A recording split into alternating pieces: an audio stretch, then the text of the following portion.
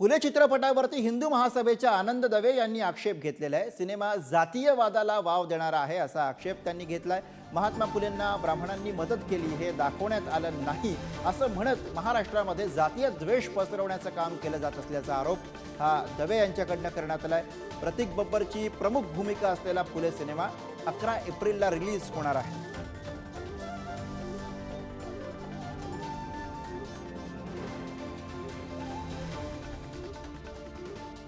टीझरमध्ये असं दाखवले गेले की ब्राह्मण मुलगा त्याला मुद्दामून ते ठरवून ते गेटअपमध्ये केलेलं आहे आणि तो सावित्रीबाई फुलेंवर काही शेण वगैरे फेकताना दगड सुद्धा मारताना दाखवलाय।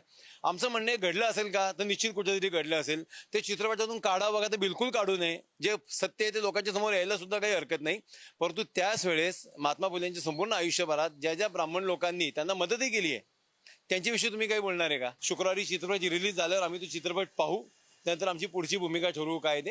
परंतु आता जातीय द्वेष महाराष्ट्राला परवडणार नाही असं आमचं मत आहे। माझी विनंती आहे की कुणी त्याच्या विरोधात न जाता आपण त्याचं कार्य जो आहे म्हणजे त्यांनी कष्ट आणि मेहनत अपमान हे सगळं काय त्यांनी केलं, सहन केलं, त्या गोष्टी सगळीकडेच आल्या पाहिजे राज्यात देशात आणि जगात।